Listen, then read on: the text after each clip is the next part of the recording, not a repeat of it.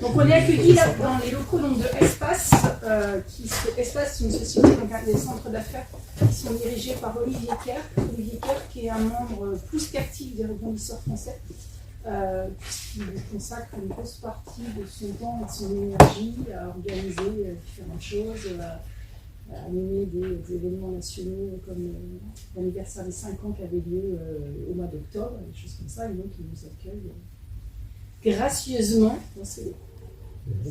Voilà, c'est très gentil à lui. Et lui, il est en ce moment au Maroc en train de faire le rallye Ragalizel, qui est un rallye solidaire. Et on a dû bouger nos dates parce que nos deux dispos n'étaient pas compatibles. Et du coup, voilà, ça fait qu'on fait sans lui. Voilà. Le temps de voir si les d'autres personnes qui m'ont dit qu'ils arrivent.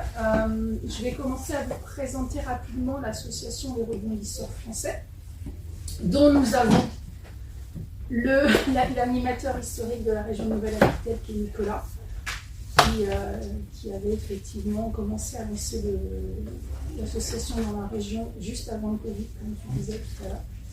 Et puis ça s'est un peu stoppé après, pendant les périodes de Covid. Et puis ensuite, Nicolas a été pris par ses propres activités, son propre rebond. Et aujourd'hui, donc moi j'ai repris en début d'année. Et l'objectif, c'est qu'on arrive à déployer sur l'ensemble de la Nouvelle-Aquitaine, ce qui est un peu ambitieux puisque c'est un peu grand, mais au moins commencer par les départements de l'ex-région Poitou-Charentes, qu'on arrive effectivement à faire connaître cette association et à la rendre de plus en plus active. Donc les rebondisseurs français, ça a été créé en 2018 par 4 personnes, dont Isabelle Saladin, parce que je vois qu'elle est là sur la photo. Isabelle, elle revenait des États-Unis et elle avait suivi quasiment toute sa carrière, et elle n'a pas compris en arrivant pourquoi on projetait l'échec et pourquoi on ne comprenait pas que le rebond pouvait être un truc intéressant en France. Donc elle a décidé, avec d'autres personnes, dont le fondateur de Sarenza, enfin un des cofondateurs de Sarenza, de créer cette association pour changer de regard sur l'échec entrepreneurial, que ce soit un échec voulu ou subi d'ailleurs, et que dans l'ensemble de la mentalité d'un maximum de gens, si possible de tout le monde, on se dise que l'échec, au contraire, c'est quelque chose d'intéressant, ça permet d'apprendre, ça permet de capitaliser, et qu'on peut comme ça grandir et se développer. Voilà. Donc l'association, c'est vraiment, on est vraiment plutôt dans un but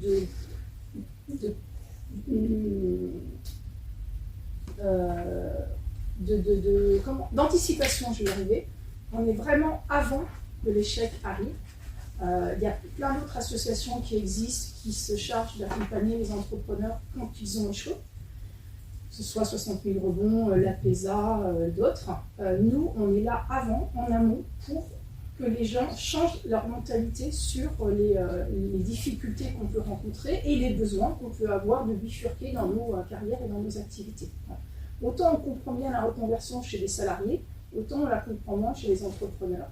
Et il n'y a aucune raison, en fait, on n'a pas plus l'obligation de faire la même chose toute notre vie. Et je ne connais pas tout le monde loin de là dans cette salle, mais il y en a au moins 3 ou 4 qui ont déjà qui ont changé d'activité.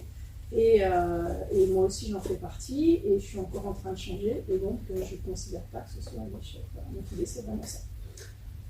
Donc il y a à peu près 4500 personnes qui sont dans l'écosystème des rebondisseurs français. On a 5 régions qui sont un peu plus organisées, on va dire comme nous, on commence à l'être, avec des animateurs locaux, et qui organisent donc tous les trimestres, au plus, on essaie de faire plus court, mais au moins tous les trimestres, des clubs rebonds comme ce soir, sur des sujets qui vont être liés autour des sujets donc, de l'entrepreneuriat ou des difficultés qu'on peut avoir, de comment on peut trouver des solutions. Voilà. L'idée, c'est d'être prêt pour le jour où une difficulté se présente, qu'on sache comment rebondir et aller directement dans le. À côté de ça, on fait aussi des expérimentations dans des établissements, des écoles qui ont des programmes entrepreneuriales. Bonjour. Installez-vous, je vous en prie. Il reste des places. Donc on a fait, par exemple, sur cette région en mars, on a fait une matinée avec des étudiants du parcours entrepreneuriat de l'Excelia où on leur a effectivement parlé des rebondisseurs, mais aussi parlé de comment se mettre dans une posture d'un entrepreneur qui va devoir à un moment ou à un autre bouger et comment s'organiser. Voilà, on fait ça. On a aussi entre adhérents tous les premiers mardis du mois ce qu'on appelle un café du rebond. En fait, c'est un rendez-vous d'une heure entre 8h30 et 9h30 où les adhérents qui veulent nous rejoignent en Teams ou en Zoom, je ne sais plus, en à distance, le temps qu'ils veulent ou sur des sujets. On n'est pas du tout obligé de présenter, d'être là tout le temps, mais en fait on vient, effectivement, on discute entre nous, on se présente, on voit s'il y a des opportunités d'affaires ou pas.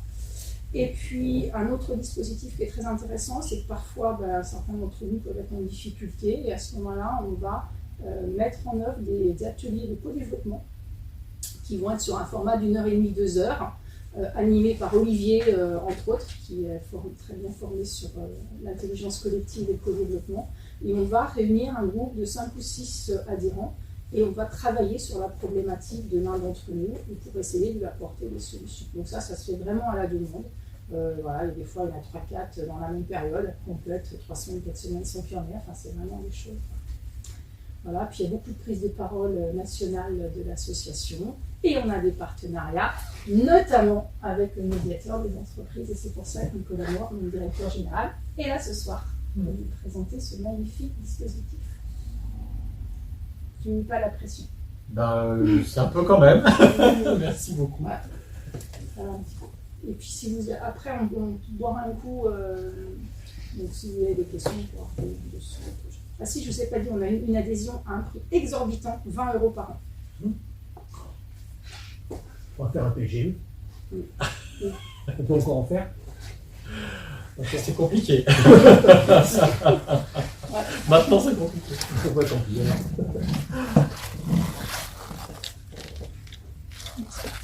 Oui, donc quand vous voulez. Alors, avec plaisir. Je vais fermer. Merci beaucoup. Donc effectivement, très heureux de travailler avec les rebondisseurs depuis maintenant quelques années. Et on a plaisir à échanger avec le réseau des rebondisseurs parce que on travaille nous aussi sur une matière qui n'est pas toujours verbalisée, qui est pourtant très importante. C'est tous les enjeux que rencontrent les chefs d'entreprise et les entreprises en cas de tension avec un fournisseur, un client. Et la médiation des entreprises, elle a été créée à partir de ces enjeux qui sont très quotidiens pour les chefs d'entreprise, qui sont tout simplement de se faire payer, se faire régler par son fournisseur, se faire régler par son client, sans se fâcher avec lui. Et quand même que l'argent Payer tout court. Payer tout court, exactement. Même si on doit se fâcher. Même si on doit se fâcher pour certains, ou ne pas se fâcher pour d'autres, en fonction de l'enjeu propre du chef d'entreprise. Et c'est notre activité. Donc ce que je vous propose, c'est... Je présente pendant combien de temps? À peu près, Une demi-heure, 3 quarts d'heure. Une demi-heure, 3 quarts d'heure. Et puis ensuite, on pourra échanger. Ouais. Donc la médiation des entreprises, c'est un dispositif public qui a maintenant une quinzaine d'années. C'est un dispositif qui est accessible à tout chef d'entreprise, quelle que soit la taille de son entreprise, à une entreprise unipersonnelle, quelqu'un qui est profession libérale, une TPE, une PME, une association aussi peut nous saisir gratuitement. Et donc nous allons accompagner celui qui souhaite par rapport à toute tension qu'il détecte dans sa relation avec une autre entreprise, d'où le terme médiation des entreprises. Et pour cela, on a mis en place des outils qui n'ont rien d'extraordinaire, mais qui, appliqués aux enjeux économiques, s'avèrent finalement avec le temps assez pertinents. Et on est né de la crise de 2008, déjà une crise à l'époque, et on s'est dit on va faire ça pendant 2-3 ans. Moi j'ai rejoint l'équipe en 2011. Et on s'est dit on va faire ça le temps de la crise, et puis après ça va aller mieux. Puis en fait, plus on avançait, plus on se rendait compte combien on touchait à des problèmes profonds pour les entreprises, et combien il fallait s'adapter à ce qu'on rencontrait au fur et à mesure des difficultés dont nous témoignaient les chefs d'entreprise. On pourra s'en parler bien évidemment si vous le souhaitez ce soir. Donc ce dispositif public, il est dirigé par un médiateur qui s'appelle Pierre Pelouzet, qui est nommé par le président de la République, placé auprès du ministre de l'économie. Je travaille auprès de lui. Et donc c'est basé sur 2 types d'actions. La première, c'est celle dont je viens de vous parler, sur laquelle je vais revenir plus longuement, qui est la médiation, qui est un mode amiable de résolution des différends. Je reviendrai dessus sur la manière dont on pratique ce genre de mode amiable et en quoi ça nous semble adapté aux relations économiques. Le second, c'est tout ce qui est aider à faire changer les comportements économiques. C'est-à-dire qu'est-ce qu'on peut faire sur un mode volontaire, sur un mode transparent, sur un mode participatif, pour transformer les relations économiques avec les acteurs, pas contre, pas de manière unilatérale, mais co-construite. Et donc c'est ce qui nous anime depuis une dizaine d'années, et les deux outils se développent de manière plutôt significative, avec ce mode d'intervention qui est propre à la structure médiation des entreprises, qui est celle de faire avec, de construire avec. Alors le premier qui est la médiation. Donc la médiation, mode amiable de résolution des différends. C'est-à-dire que un chef d'entreprise qui se retrouve face à une difficulté par rapport à un grand client, par rapport à une grande entreprise ou par rapport à une autre entreprise d'une taille similaire à la sienne, et qui peut représenter quelquefois 20, 30%, 40% de son chiffre d'affaires, et dès que la relation contractuelle, qui par définition a des hauts et des bas, dès qu'elle s'envenime un peu, ça devient très très compliqué, voire critique pour l'entreprise. Et donc ça n'intéresse pas que les entreprises elles-mêmes, ça intéresse aussi l'action publique, parce que c'est de la richesse économique, parce que ce sont des emplois. Parce que si le problème n'est pas réglé, ça peut mal finir. Et donc, l'idée, à l'époque du gouvernement, était de mettre en place ce dispositif en se disant finalement, c'est important pour les enjeux de développement du territoire de mettre en place un outil public au service de l'intérêt général qui règle ces problèmes contractuels économiques. Et le choix a été fait de faire de la médiation, c'est-à-dire un mode amiable de règlement des différends. Mode amiable de règlement des différends. C'est-à-dire ne pas rentrer sur une logique qui soit une logique contentieuse, une logique juridique, mais rentrer sur une logique de discussion, de libre volonté des parties, de neutralité du médiateur, de confidentialité de la relation. Parce que ce sont des sujets sensibles et ce sont des sujets qui n'ont pas lieu d'être portés sur la place publique. Donc on a développé ce dispositif en cherchant à s'ouvrir à un maximum d'acteurs et à être le plus ouvert possible par rapport aux différents. Donc on a commencé d'abord sur les enjeux contractuels, et un des enjeux qui nous occupe toujours beaucoup, c'est les conditions de paiement. Vous le savez, il y a un observatoire des délais de paiement en France qui chaque année analyse ce problème récurrent qui sont les retards de paiement sur notre territoire. Alors, on pourrait revenir dans notre échange. C'est un véritable poison, parce que bien des entreprises se retrouvent face à des factures et ne savent pas lesquelles vont être payées. Elles disent voilà, moi pour avancer, pour mon BFR, j'ai besoin que ça rentre, et je ne sais pas ce qui va rentrer. Je sais pas ce qui va rentrer. Donc cette incertitude, elle est terrible, parce que dans les choix que font les chefs d'entreprise, dans les choix de développement, dans les choix de croissance, dans les choix de résilience, eh bien, ils sont face à une incertitude. Donc on travaille activement à proposer des outils opérationnels pour diminuer cette incertitude, pour que, à travers les enjeux autour du fait de se faire payer, tout simplement, c'est d'aider celui qui nous saisit à comprendre s'il n'y a que ça. Parce qu'en fait, quelquefois, soit on n'est pas payé parce qu'on est face à un enjeu de recouvrement, soit quelquefois, c'est parce qu'aussi, derrière, il y a eu une non-satisfaction ou un non-dit, et c'est ce sur quoi la médiation va travailler. À la fois le problème qui fait qu'on est saisi, mais également, éventuellement, la tension relationnelle qui a été liée à ce non-paiement. Et on se rend compte que souvent, les deux sont très, très étroitement liés. C'est-à-dire qu'une entreprise qui s'est vue payer jusqu'à maintenant de manière régulière, si d'un seul coup elle n'est plus payée, il y a peut-être un sujet qui n'a pas été verbalisé, quelque chose qui s'est envenimé. Et c'est là la richesse de la médiation, c'est qu'en fait, c'est un mode où le médiateur ne va pas décider à la place des responsables d'entreprise. Il va juste aider à recréer le dialogue. Donc, bien évidemment, les médiateurs sont formés, ils sont en général, on y reviendra, des chefs d'entreprise, des anciens chefs d'entreprise, donc ils savent ce qu'est le business. Et ce n'est pas du tout une logique juridique, c'est vraiment une logique économique, c'est une logique business, c'est-à-dire, bon, comment on en est arrivé. Et donc le médiateur ne va pas se positionner pour dire, moi je crois que la solution, la bonne, c'est celle-là. Il va en fait permettre aux parties d'écouter les deux parties, permettre aux parties de trouver leur solution. Et ça, c'est critique dans ce qu'on fait. Parce que tant que les deux acteurs qui se retrouvent en tension n'ont pas trouvé leur solution, il y a peu de chances que cette solution, si c'est le tiers qui dit moi je sais ce qu'il faut faire, on va faire ça, si c'est le tiers qui le dit, il y a peu de chances que cette solution soit mise en œuvre. Parce qu'en fait, ça ne convient pas au fond. Donc l'idée de la médiation, c'est de laisser s'exprimer le différent, d'aller jusqu'au bout, sans tomber dans la psychologie excessive, mais simplement de verbaliser ce qui s'est passé, de comprendre ce qui bloque, de le verbaliser en toute confidentialité. La loi protège énormément ce genre de dialogue entre acteurs économiques. Et ensuite, de tomber d'accord sur la manière dont on va en sortir. Et de l'écrire. Donc le médiateur, il est là pour, et c'est pas rien, il est là pour accompagner cette tension. Donc on le fait au niveau individuel, on le fait au niveau collectif, et on le fait au niveau des filières économiques. Au niveau individuel, on a à peu près 2000 saisines par an en médiation. 20% de ces saisines, ce sont des entreprises de moins de 25 salariés. Et le premier motif de saisine, on y revient, sont les conditions de paiement. En France, vous avez à peu près 15 milliards d'euros qui sont dans les poches de personnes qui auraient dû payer d'autres personnes. Donc l'enjeu macroéconomique, il est énorme. Donc c'est important, avec des outils opérationnels comme la médiation et d'autres, c'est pas le seul, parce que quelquefois il y a une volonté délibérée de ne pas payer, bien évidemment, mais nous on va s'attaquer à une partie, qui est là où il y a un enjeu de tension. L'enjeu, il est énorme pour le territoire. Et donc c'est pour ça qu'on travaille beaucoup sur ces sujets-là, et de manière proactive. On y reviendra là aussi, si c'est un sujet sur lequel vous souhaitez qu'on revienne. Donc il n'y a pas que les conditions de paiement. Les conditions de paiement, c'est le premier motif de saisine, mais il y en a d'autres. Par exemple, il y a tout ce qui est lié à la non-application d'un contrat, les conditions léonines, le fait qu'un contrat ait été mal ficelé. Là, ces derniers temps, il y a eu beaucoup de sujets par rapport aux matières premières.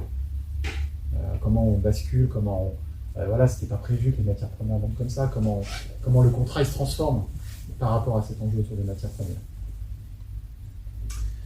Donc, conditions de paiement, enjeux autour du contrat, et puis il y a plein d'autres sujets qu'on traite, par exemple les enjeux de propriété intellectuelle autour d'une marque. Et assez bizarrement, la médiation a une grosse place dans le domaine des marques. On pourrait croire que c'est le droit. Non, en fait, très souvent, il y a des noms qui sont très très proches, mais il y a des domaines qui sont finalement assez différents, donc il suffit juste d'en discuter. En disant, ah bah oui, j'ai pensé à tel domaine, bah oui, bah vous voyez, ça se touche pas, donc discutons-en finalement, il n'y a pas tant de problèmes que ça. Donc la médiation est très très adaptée au droit des marques et on a un partenariat avec l'INPI pour ça. Mais ça peut être aussi des enjeux de propriété industrielle, des enjeux de propriété intellectuelle. Donc voilà, les médiations individuelles vont porter sur ces sujets-là. Ce qui me semble intéressant, donc dispositif gratuit, dispositif qui a 70% de taux de succès, et on résout les cas en moyenne en moins de 3 mois. Donc il y a quand même de bonnes chances que ça se passe bien. Si ça se passe mal, de toute manière, tout ce qui est dit en médiation est confidentiel, et donc soit le business continue, soit on va au contentieux, enfin, tout est possible derrière. Mais très très souvent, on a aussi, dans les 30% qui restent, on a des médiations, on se dit, bon bah tiens, ils ont arrêté, mais finalement, ça a quand même créé quelque chose. Et on a beaucoup de sujets qui nous remontent après en disant, bah, finalement, on s'est entendu parce qu'on a amorcé quelque chose, donc le succès, il est peut-être même supérieur à 70%. Donc c'est plutôt un outil adapté à ces tensions relationnelles. D'autant plus adapté qu'il y a une différence de taille entre les acteurs. Nous, on s'est beaucoup développé sur des PME qui sont face à des grands groupes, des TPE qui sont face à des ETI, et qui ont du mal, qui disent, moi, ils ne me répondent pas, ils ne me répondent plus. Je relance, ça fait 3 fois, 4 fois, 5 fois, je leur dis, ma facture, quand est-ce qu'elle va être payée? Ben, on ne sait pas. Voilà, on est beaucoup là-dessus. Parce que derrière, la TPE, il faut que ça rentre, quoi. Et très souvent, les montants qui peuvent ne pas être importants pour un grand groupe ou pour une ETI, ils sont très très importants pour la petite entreprise. Donc on est vraiment très très vigilant là-dessus. Très très vigilant, mais neutre. Ça veut dire qu'on ne va pas dire la TPE a forcément raison et le grand groupe a forcément tort. En fait, très souvent, c'est gris. Il y a chacun à faire un moment, à bugger un peu, etc. Ce qui fait qu'à un moment, ça coince. Mais les conséquences sont plus concrètes pour l'un que pour l'autre. Et donc, peuvent toucher davantage le tissu économique des TPE que le tissu des entreprises moyennes ou des grands groupes. Alors ce dispositif, on a vu qu'il marchait très très bien au niveau individuel pour plusieurs raisons. Tout d'abord, comme je vous l'ai dit, la confidentialité. C'est des sujets qui sont extrêmement sensibles pour beaucoup d'entreprises. Et donc on a décidé de permettre aux entreprises d'en parler en toute confidentialité et de travailler le sujet, que ce soit du côté des petites entreprises ou du côté des plus grandes entreprises, c'est un sujet clé. La neutralité, on ne prend pas parti, ça c'est très important aussi. La liberté de tout le monde, y compris du médiateur. Tout le monde est libre d'entrer ou non en médiation, tout le monde est libre d'en sortir ou non, y compris nous-mêmes. Quand on nous balade en bateau pendant 3, 4, 5, 6 mois, on dit vraiment, écoutez, tout le monde perd son temps, on arrête. On n'est pas là. Là, on est là pour trouver des solutions, on n'est pas là pour se faire plaisir. Confidentialité, neutralité, recherche d'efficacité, également liberté, et liberté dans tous les sens du terme. C'est-à-dire qu'à partir du moment où vous nous saisissez, donc sur le site internet mediator-d-entreprise.fr, on prend contact avec celui qui nous saisit, et déjà on l'écoute. C'est-à-dire qu'on voit comment on a pu en arriver là, qu'est-ce qui s'est passé, et qu'est-ce qu'on attend de nous. Et on ne prend jamais contact avec l'autre entreprise, ou l'autre acteur public, je vais revenir, parce qu'on travaille aussi avec les acteurs publics, tant qu'on n'a pas pu comprendre c'était quoi l'enjeu. Je vais absolument préserver ce client. Je vais absolument être payé parce que là je suis super short en cash, donc il faut que ça rentre vite. Bref, on écoute l'attente du chef d'entreprise. Ça c'est crucial. Et après, quand le chef d'entreprise nous dit go, soit il prévient l'autre partie, ce qu'on privilégie, en disant je vous préviens, j'ai saisi le médiateur des entreprises. Quelquefois d'ailleurs ça se règle tout seul comme ça, juste en disant on a saisi le médiateur des entreprises. Soit il ne prévient pas parce qu'il ne peut pas prévenir et c'est nous qui allons chercher l'autre partie. C'est volontaire, je vous l'ai dit, mais dans même plus de 90% des cas, l'autre partie accepte. Parce que le travail du médiateur, c'est de convaincre l'autre partie aussi de venir. En disant non, mais vous savez, moi c'est un petit fournisseur, c'est pas important, il a mal bossé, etc. Non, attendez, c'est important. Regardons ensemble ce qu'il fait, ce entre guillemets petit fournisseur. Parlons-en juste un quart d'heure, 20 minutes. Et très vite, l'entreprise elle se rend compte que oui, c'est critique en fait. Et qu'il y a un enjeu derrière. Et que ça risque de lui coûter cher si elle ne règle pas son problème. Même si elle n'a pas l'impression que c'est un problème grave pour l'entreprise. Et que ce n'est pas la priorité des priorités parce que voilà, il y a la machinerie entrepreneuriale qui est en marche. Donc il y a tout ce travail de conviction que doit faire le médiateur tout en regardant sa neutralité. Et ensuite, le médiateur, il va discuter avec chacune des parties. Et quand il va sentir que c'est prêt, il va leur proposer de se rencontrer par visio, par audio ou en physique. C'est mieux en physique. Et de les aider à construire leur solution, de verbaliser ce qui s'est passé, et surtout ensuite de construire l'avenir, parce que le passé c'est bien, c'est surtout l'avenir qui est intéressant, donc surtout de voir ce qu'on peut faire maintenant. Et cette méthode-là, elle permet, dans 70%, à la fois de résoudre le problème qui a fait qu'on a été saisi, mais aussi de repartir sur des bases plus saines. Et le cas échéant, si de nouveau ça va mal, de refaire appel à nous, etc. Donc voilà, ça c'est ce qu'on a mis en place à titre individuel. Alors on s'est rendu compte, on a commencé tout d'abord par les relations entre industries, parce qu'il y avait des gros sujets industriels au début des années 2010, et puis très vite on s'est rendu compte qu'on pouvait le faire dans le domaine des services, évidemment dans le domaine du BTP, avec les acteurs publics, parce qu'on parlait des relations entre entreprises, mais il peut y avoir aussi des sujets avec les administrations, toute administration confondue. Et donc on a progressivement mis en place aussi de la médiation entre entreprises et administrations. Et aujourd'hui, on peut être saisi pour tout différent entre une entreprise et une administration, quelle qu'elle soit. Et les problèmes et les complexités sont les mêmes. Hein. Pour ceux qui pratiquent les marchés publics, vous savez ce que c'est, mais aussi dans les marchés privés. Et donc, on peut être saisi, idem, sur les mêmes principes, par des marchés publics. Et aujourd'hui, on a à peu près 80% de nos saisines qui sont sur des entreprises privées à entreprises privées, et 20% de nos saisines qui sont entre entreprises privées et entreprises publiques. Et acteurs publics, pardon, y compris entre eux. Donc ça, ce sont les médiations individuelles. Ensuite, nous avons les médiations collectives, qu'on a beaucoup développées, qui sont en fait des médiations où vous avez tout un écosystème d'entreprises face à un grand donneur d'ordre, qui a de ce fait un rôle majeur sur un marché par sa position. Et donc, on a beaucoup développé ça. Et je vais vous donner un exemple, parce qu'on l'a récemment rappelé dans le cadre de la remise de notre rapport annuel.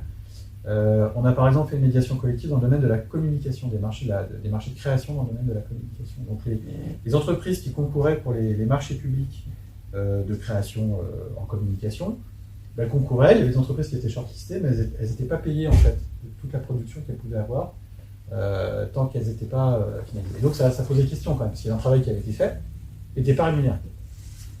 Donc la filière nous a saisi en disant on a un problème. On a un problème parce que il y en a un qui touche le marché, puis les autres, rien du tout. Alors au début, c'était les acteurs publics qui disaient « Ah, c'est pas possible, etc. » Puis on dit on peut quand même en discuter, il faut des méthodos. Est-ce que vous êtes d'accord pour travailler sur le sujet? Donc on a travaillé sur le sujet, on a réussi à mettre en place cette médiation collective, qui a duré un certain temps, qui a duré plusieurs mois, et on a débouché sur des lignes de conduite qui sont volontaires, mais qui sont appliquées par un certain nombre d'acteurs, et qui disent, voilà, quand les entreprises sont shortlistées, et la bonne pratique, c'est aussi de les rémunérer. C'est de les rémunérer en prenant par exemple 10% du marché de l'année N+1, donc ce sont les bonnes pratiques qui sont que vous avez sur votre site internet et valorisées par la filière communication. On prend 10% du marché de l'année N+1 et on l'attribue et on rémunère à niveau de 80% les entreprises qui ont été shortlistées.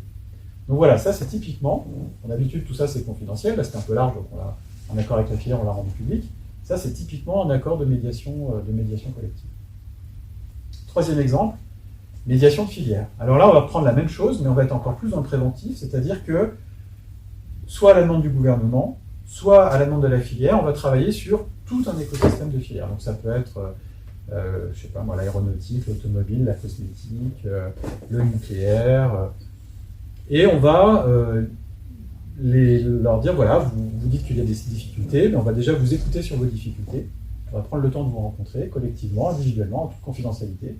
Parce qu'il y a des choses qui se disent autour d'une table comme la nôtre aujourd'hui, puis il y a toujours une forme, quelquefois, il peut y avoir une forme de violence, donc c'est important d'en discuter aussi individuellement.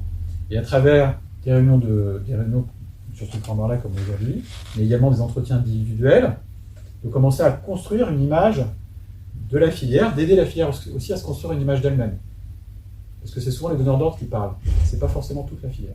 Donc c'est commencer à verbaliser un ensemble de réalités d'une filière économique. Et ensuite, si possible, de l'objectiver à travers un sondage anonymisé, en disant voilà, ça fait 3-4 mois qu'on travaille ensemble, si on est d'accord, on travaille en général avec les filières professionnelles, il y a ces 4-5 points-là qui sont des irritants, puis ces 4-5 points-là où ça va plutôt bien. Est-ce qu'on est tous bien d'accord? Oui, on est tous bien d'accord. Et à ce moment-là, on fait un... Bonsoir. Désolé. Mais je vous en prie. On fait un sondage anonymisé auprès de 300, 400 acteurs de la filière.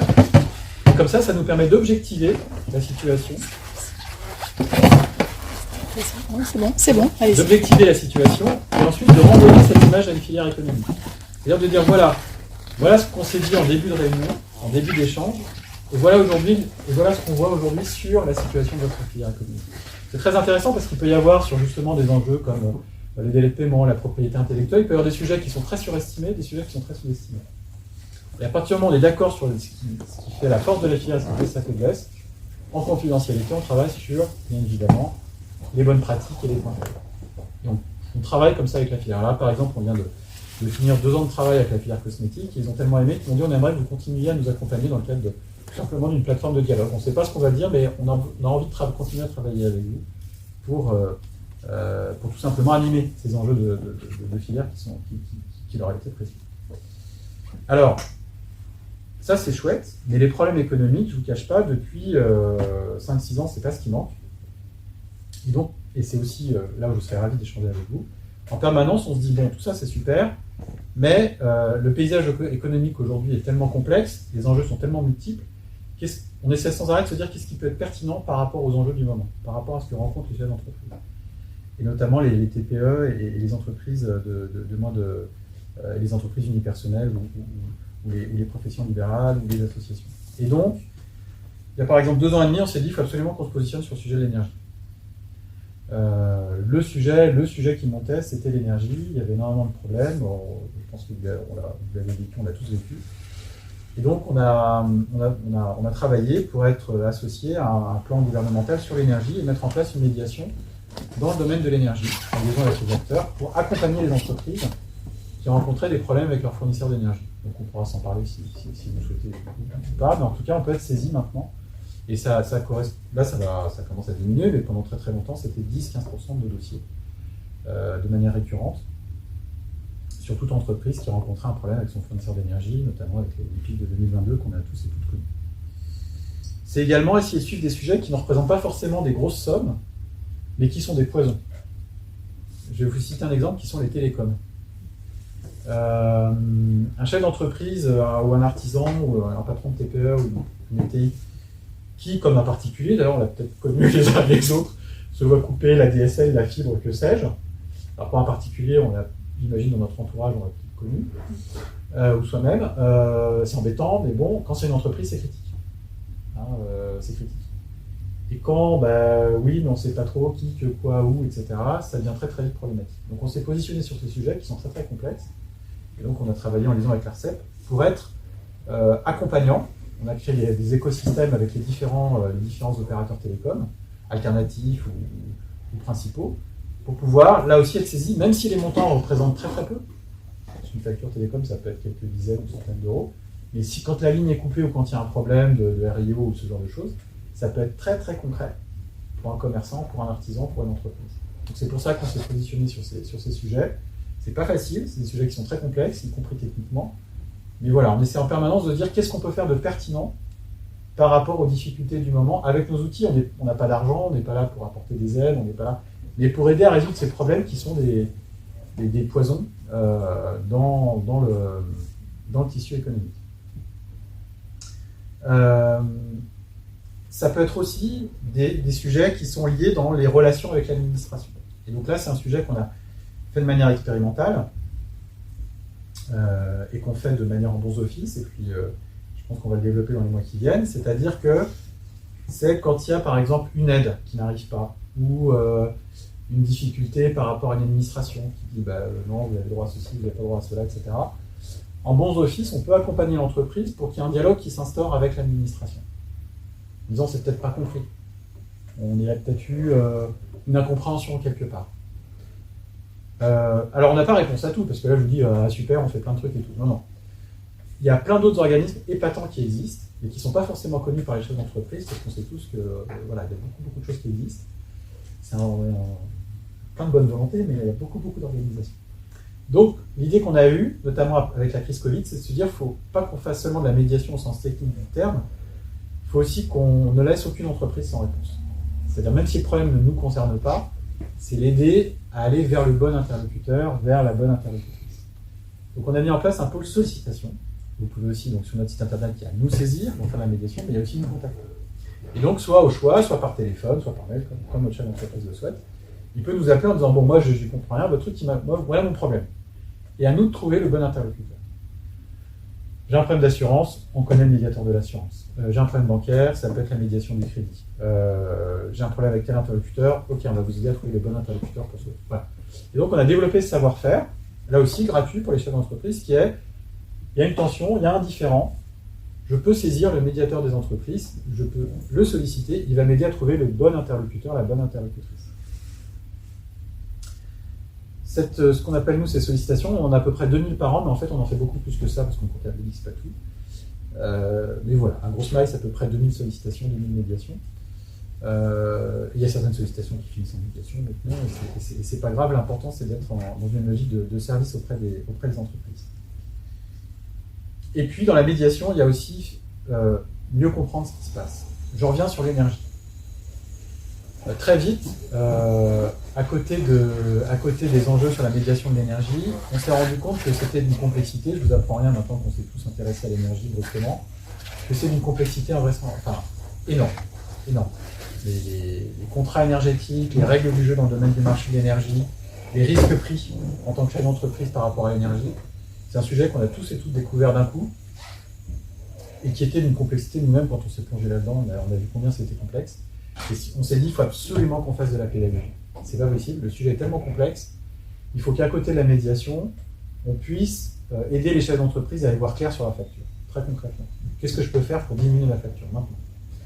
Et donc on a co-construit, dans le cadre d'un comité de crise dont je vous parlerai après, une checklist énergie, donc avec les principaux fournisseurs d'énergie, avec les associations représentantes des grandes, des moyennes et des petites entreprises, une checklist qu'on a publiée, qu'on a mis à jour quasiment toutes les 3 semaines, parce que ça bougeait très vite, sur les aides, sur les conditions, etc., pour dire voilà en 10 points, ce que vous pouvez faire aujourd'hui sur votre facture d'énergie.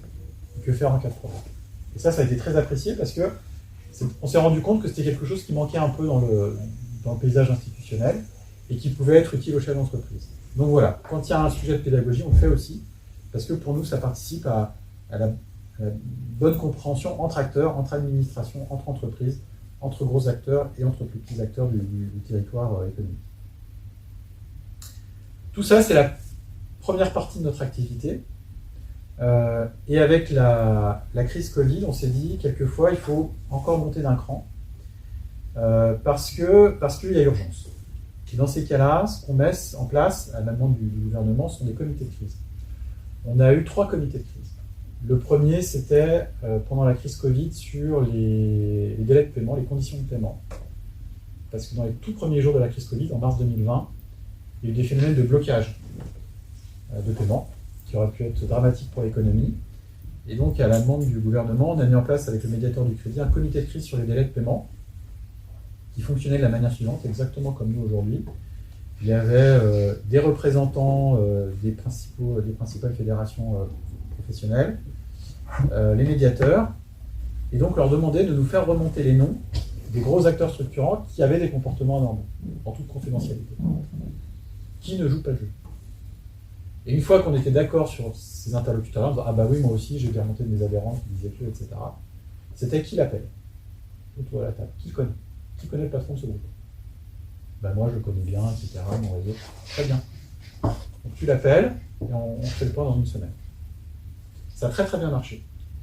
C'est-à-dire qu'en fait, on a eu plusieurs dizaines de cas de grands groupes qui, comme ça, ont modifié leur comportement, soit parce que c'était un peu limite, soit parce qu'ils s'en étaient pas rendus compte, pour plein de raisons. Et le fait de les appeler, ils ont dit, voilà, ils se sont rendus compte que c'était pas une situation tenable. Et ça a très très bien marché. L'idée qu'on a faite, et on fait beaucoup ça, c'était de traiter entre nous, entre guillemets, les problèmes et de valoriser à l'extérieur ceux qui faisaient de vrais efforts, qui avaient été validés. Et donc, à côté de ça, on a publié sur Internet, ça a été relayé par les médias, des entreprises qui, elles, faisaient des trucs épatants pendant la crise Covid. On a dit, voilà, tel grand groupe, il a fait ça de bien. Tel grand groupe, il fait ça de bien. Il perd en avant ses fournisseurs. Donc, l'idée, c'est de traiter entre nous ceux qui ne se comportaient pas bien et de valoriser ceux qui se comportaient bien. Ça envoie aussi des signaux positifs à l'économie, parce que c'est important.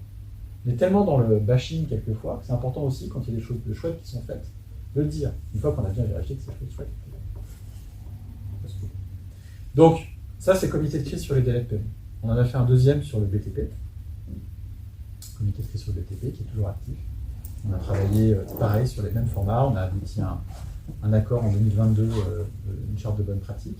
Et puis on a aussi un comité de crise sur l'énergie qui continue à se réunir aussi. Parce que voilà, continue à accompagner ce secteur, même si, comme vous le savez, le sujet commence à diminuer en intensité.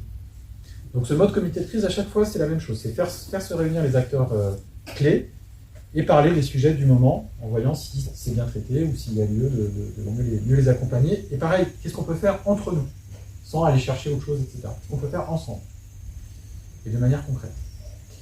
Voilà, je vous ai décrit toute la partie réparatrice, entre guillemets, de notre activité. Maintenant, je vais vous parler de la partie transformation des comportements économiques.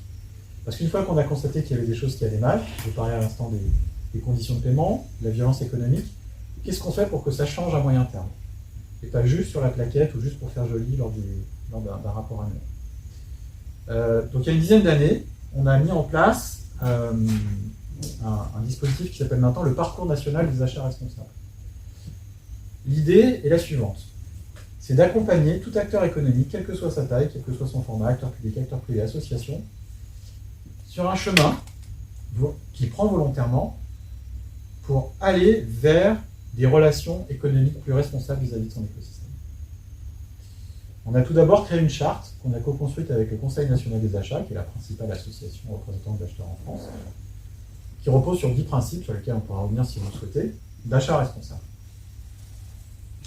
Et on a eu l'occasion d'atteler par le CJD d'ailleurs. Moi, je vais le signer, n'est-ce pas? effectivement, via le CJD. N'est-ce pas? Et donc, cette charte, donc c'est un document d'intention, sous votre contrôle. C'est un document d'intention qui dit, voilà, il y a 10 grands principes que je m'engage à respecter, et je les signe, et je m'engage à aller vers cette direction. Et donc ça, c'est la porte d'entrée vers des achats responsables. Ensuite, on a mis en place des outils d'auto-évaluation qui sont soit confidentiels pour l'entreprise de l'acteur public, soit partageables avec nous. Il y a une équipe qui peut répondre, qui peut dire, voilà, bah là, bon, votre réponse, elle n'est pas très bonne, mais vous en faites pas, c'est pas dramatique. Là, en revanche, faites gaffe. Là, c'est pas bon. Et donc, ça permet à l'entreprise, à la fois de savoir où elle pêche, entre guillemets, où elle est bien, parce que quelquefois, on se fait des idées. Souvent, on sous-estime. Moi, j'y reviendrai aussi sur ce qu'on fait de bien. Et de dire, là, c'est là où vous devez porter l'effort. Donc, questionnaire d'auto-évaluation soit confidentiel, qui est librement accessible sur le site internet, soit questionnaire d'auto-évaluation partagé avec l'équipe de la médiation. Et puis tout ça peut mener à un label où là, cette fois-ci, il y a un tiers qui vient chez vous, qui évalue vos pratiques et qui vous permet ensuite, à travers un rapport, d'être potentiellement labellisé relation fournisseur et achat responsable. Ce label, il est co-attribué donc par la médiation des entreprises et le Conseil national des achats pour une période de 3 ans, avec une revue annuelle. L'intérêt du label, c'est de pouvoir avoir un tiers qui vraiment regarde ce que vous faites, qui évalue ce que vous faites, et qui vous permet de progresser. Une des clés de ce label, ce sont justement les conditions de paiement. C'est un des sujets très très importants du label, c'est qu'il faut bien payer ses fournisseurs et ses clients. Ça ne sert à rien de faire de la RSE, des jolies choses, si les gens ne payent pas bien son écosystème. Donc, c'est un élément clé du label, et c'est un élément sur lequel il y a très souvent beaucoup de discussions, et qui est un point clé de progression des acteurs économiques. Alors, ce label, on s'est dit, c'est super de mettre en place ce label public, qui depuis, bien évidemment, s'est développé avec tous les enjeux de la RSE, bien évidemment. Donc on l'a enrichi au fur et à mesure sur la décarbonation, sur le devoir de vigilance, etc. Sans durcir, mais en accompagnant. L'objectif, c'est d'être toujours à la frontière du réalisme, mais aussi de pousser un peu le curseur, donc c'est sans arrêt, de le faire de manière évolutive pour accompagner les enjeux économiques et sociétaux. Et on s'est dit, notamment en travaillant avec des grands groupes du CAC 40, on s'est dit, si on fait quelque chose qui est uniquement franco-français, ça ne marche pas. Enfin, on va nous dire très vite, vous êtes gentil, mais il y a la compétition mondiale. Et donc volontairement, on s'est dit, il faut qu'on puisse apporter à nos partenaires une dimension mondiale dans ce qu'on fait. Et donc on a fait des gros efforts pour une petite équipe comme la nôtre, de pousser à la création d'une norme mondiale sur le sujet. Et donc on a réussi en 2017, avec quelqu'un de mon équipe qui a fait ça pendant 3 ans quasiment non-stop, à mettre en place une norme mondiale sur les achats responsables, qui a beaucoup notre patte, qui s'appelle la norme ISO 20400 en 2017. Qui est la norme mondiale sur les achats responsables et qui est en grande partie inspirée de ce qu'on fait à la médiation. Et donc, ça nous permet aujourd'hui de revenir vers des grands groupes mondiaux en disant, voilà, si vous travaillez avec nous, vous aurez accès aux meilleures pratiques mondiales en termes d'achat responsable. Et donc, on travaille avec l'ONU, on travaille avec l'OCDE, on travaille avec tous ces acteurs pour lier à la fois des grands objectifs internationaux très, très, très ambitieux et puis les pratiques opérationnelles du terrain au niveau national. Et que c'est des conséquences très concrètes. Ce label, aujourd'hui, il est en très forte croissance parce qu'aujourd'hui, il rencontre tous les enjeux qui deviennent évidemment de plus en plus significatifs de la RSE, des achats responsables qui ont fortement émergé ces 2-3 dernières années, notamment depuis la fin de la crise Covid. Il émerge aussi pour plein de raisons. Il émerge parce que ceux qui l'ont pratiqué pendant la crise Covid et ceux qui sont labellisés chez nous disent c'est incroyable, moi mon tissu de fournisseur il m'est resté fidèle. Alors que d'autres qui n'avaient pas tout à fait les pratiques responsables qui sont là, ils étaient restés moins fidèles. C'est peut-être une direction intéressante pour les acteurs économiques. Il est intéressant parce qu'il est de plus en plus identifié aujourd'hui, notamment par les acheteurs publics qui s'intéressent pour savoir quelles sont les démarches des entreprises qui viennent les voir en termes d'achat responsable. Et donc pour information, ça les intéresse. Il y a de plus en plus d'entreprises aussi qui disent qu'est-ce que vous faites dans ce domaine-là et notre label ou notre charte est une réponse opérationnelle, construite.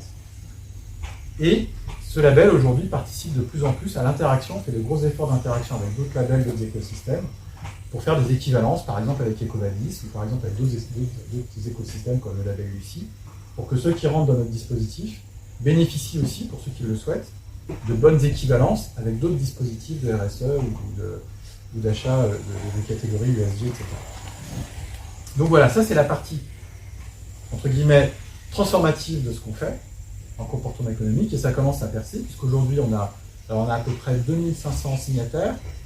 C'est pas beaucoup, mais ça représente quand même 600 milliards d'euros d'achat sur le territoire.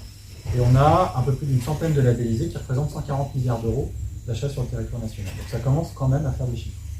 C'est pas énorme, enfin, ça commence à faire.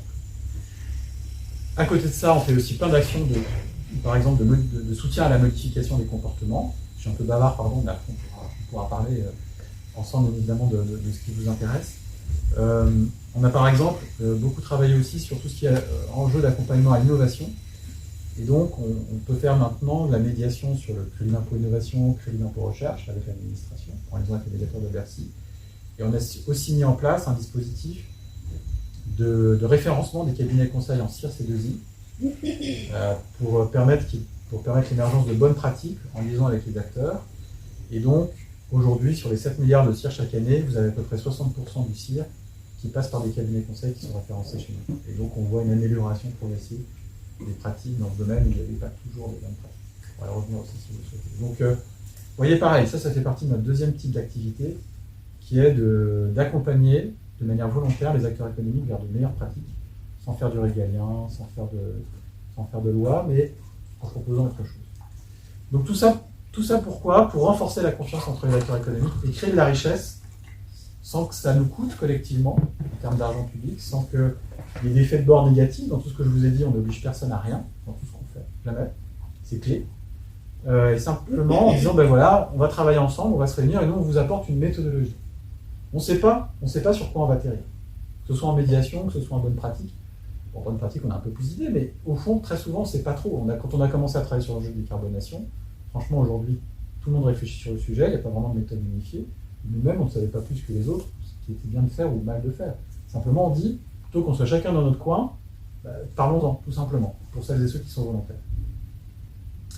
Donc c'est une forme d'action publique qui est un petit peu originale, qui est complémentaire, bien évidemment, des organisations de contrôle, des lois, mais qui a trouvé son utilité. Et on est toujours aujourd'hui, nous, ce que nous appelons un organisme de mission. Mais c'est vrai qu'on voit au fur et à mesure des années, moi ça fait plus de 10 ans que je fais ça avec passion, et c'est vrai, et Pierre pareil, mon patron, ça fait, moi je suis depuis 2011 et Pierre depuis 2012, et c'est vrai qu'on voit progressivement nos outils qui commencent à s'inscrire dans le paysage des entreprises. Et on pense que c'est en permanence, en s'adaptant aux enjeux du moment, qu'on est pertinent par rapport à nos savoir-faire. Et donc dans des périodes à très très faible visibilité économique, c'est important de se rencontrer, de s'écouter, de se dire tiens, c'est bien, c'est pas bien, c'est pertinent. Si un truc qui sert à rien, si on se plante, et ben on arrête. On s'est planté sur plein de choses, on pourra y revenir aussi si vous le souhaitez. On arrête et puis on tente autre chose. Donc voilà, on est très très pragmatique par rapport à ça, il n'y a pas de bonne ou de mauvaise solution, il y a juste qu'on tente quelque chose, et si ça marche c'est super, si ça marche pas, c'est pas grave. Donc pour développer ce système, on n'est pas très très nombreux. On a une équipe centrale de 25 personnes, et il y a une centaine de médiateurs sur l'ensemble du territoire. Alors les médiateurs, là aussi, ça a des profils un peu particuliers. Alors j'aurais aimé qu'il y en ait un avec moi ce soir, mais il est en vacances parce qu'il est de La Rochelle, donc ça aurait été chouette. Patrick Rebuffier. En fait, le principe est le suivant, c'est que c'est une démarche qui est volontaire, soit de la part de retraités, bénévoles, qui sont administrativement parlant des collaborateurs occasionnels de services publics à titre bénévole, et qui ont envie de participer à la vie économique du territoire, qui sont en général des anciens chefs d'entreprise, de TPE, de PME, des anciens dirigeants de grands groupes, ou des anciens fonctionnaires, et qui sont passionnés par la médiation. Soit ils sont déjà formés, soit ils ne sont pas encore formés, mais ils sont passionnés par la résolution opérationnelle des différends et on les forme. Et ça, c'est à peu près 50% de notre réseau. Et 50% du reste de notre réseau sont des fonctionnaires, comme dans les DRETS. Pour ceux qui connaissent un peu l'administration, c'est l'administration territoriale régionale de l'économie, et qui font ça à côté de leur mission habituelle, et qui font ça à temps partiel, et qui sont formés à la médiation par nous et qu'on accompagne à travers des groupes de pratique, etc. Donc ça, c'est 50% du réseau. Voilà, donc il y a une centaine de personnes sur l'ensemble du territoire, y compris à La Rochelle. Il va y avoir 7 médiateurs sur la Nouvelle-Aquitaine, qui sont donc animés par un médiateur principal, qui est Nicolas Mornay, et donc qui font œuvre de médiation à côté de leurs autres activités, et qui sont en général des passionnés aussi, et qui sont bien évidemment à votre écoute en fonction de vos sujets. Donc voilà, on est intéressé partout, on n'a pas réponse à tout. Bien évidemment, loin s'en faut, mais à chaque fois on se dit qu'est-ce qu'on peut faire par rapport à ce sujet et comment on peut accompagner les difficultés du moment. Donc voilà, c'était pour vous présenter notre dispositif. Vous dire, moi j'étais ravi, merci d'avoir pris le temps de venir en fin de journée pour échanger sur ces sujets. Notre méthodo aujourd'hui, elle ne demande qu'à s'adapter à vos problématiques ou à ce que vous rencontrez. On ne peut pas tout faire, mais en tout cas, on essaye à chaque fois de se dire qu'est-ce qu'on peut faire de pertinent. Là, actuellement, ce qu'on regarde, c'est bien évidemment tous les enjeux toujours autour de l'énergie. On regarde aussi tous les enjeux de filières par rapport à des filières qui peuvent être en difficulté, etc., ce qu'on peut faire. Des filières qui sont, avec lesquelles on travaille. Ce qui est très frustrant, c'est qu'on fait plein de trucs formidables, mais on est souvent couvert par la confidentialité. Donc on arrive à sa magie quelquefois, mais on ne peut pas les partager parce que justement, c'est ce qui fait partie du processus, c'est de garder la confidentialité. Mais voilà, on est motivé pour vous accompagner ou accompagner ceux que vous connaissez sur les difficultés que j'ai évoquées. J'espère ne rien avoir oublié. Est-ce qu'il y avait des sujets sur lesquels vous souhaitez qu'on revienne? Je pense qu'après on peut peut-être échanger avec les remarques, les questions de chacun, les uns et les autres. Moi, ce que j'aimerais qu'on retienne tous, c'est qu'il ne faut surtout pas hésiter à vous solliciter. Voilà. Ouais. Il faut avoir le réflexe de se dire, je peux avoir une galère, je regarde s'il n'y a pas déjà quelque chose sur le site du médiateur et j'appelle un médiateur j'appelle le médiateur. Sachant que c'est par là, en fait, il faut... Voilà, vous voyez, demander une médiation, c'est ce que je vous disais sur le... on va rentrer, vous allez rentrer voilà, vos coordonnées, etc. Et si vous souhaitez nous contacter, c'est contacter le médiateur. Et là, vous irez sur des démarches simplifiées. Alors en fait, on est en discours de vérité avec vous. C'est-à-dire que par exemple, il y a des gens qui nous appellent en disant j'aimerais bien vous saisir. On leur dit oui, mais est-ce que vous avez déjà par exemple évoqué le problème que vous avez avec l'autre partie? Ah ben non. Quand même. On n'est pas presta quoi. Donc appelez-les. Si vous répondez ah ben oui, j'avais pas vu la facture, elle était sous le machin, etc. Ce qui arrive. Ok, s'il y a un vrai problème, là, venez nous voir, mais on n'est pas, voilà, on ne fait pas du recouvrement, quoi. Donc, on a ce discours de vérité tout de suite avec vous. Et moi, je trouve ça utile, parce que tout de suite, on est dans un rapport où on dit, bon, qu'est-ce qu'on peut faire ensemble, quoi. Et quelquefois, on nous demande conseil aussi, en disant, je suis un peu perdu, là, je ne sais pas trop quoi en penser, et on dit, racontez-nous, quoi. Racontez-nous. C'est toujours intéressant, parce qu'on a quand même l'expérience de ce genre de situation. On peut vous dire, là, c'est peut-être pas mieux, revenez nous voir dans 1 ou 2 mois, ou là, carrément, c'est chaud bouillant. Là, il faut y aller tout de suite, saisissez-nous tout de suite. Et on vous met à disposition un médiateur dans 3-4 jours. Donc en fait, moi je trouve ça intéressant de nous contacter parce que ça vous permet vraiment de prendre la température sans gros risque. Et si le truc n'a rien à voir avec nous, encore une fois, on vous accompagne. Si c'est un problème avec les URSSAF, on vous accompagnera avec les URSSAF. Donc en fait, il y a vraiment cette... nous, on a vraiment cette logique service aux entreprises, quoi, qu'on adore, hein. Enfin, c'est ce qui fait la motivation de l'équipe. Donc, et donc, toutes les semaines, on se voit et on a des trucs complètement dingues. À chaque fois, on se dit, tiens, on n'avait jamais entendu ça, qu'est-ce qu'on peut faire par rapport à ce cas? Et à chaque fois, on se dit, tiens, comment on peut traiter ce sujet? Est-ce que c'est... Et on n'hésite pas aussi à... Parce qu'en fait, il y a une multitude d'outils publics et on veut vraiment gérer le foisonnement. Il y a énormément de bonne volonté, il y a énormément d'outils qui existent, il y a énormément... Et en fait, on a conscience que c'est très très long d'aller chercher, d'aller appréhender derrière les pages web, de comprendre ce qui se passe, voilà, qu'est-ce que ça entraîne, etc.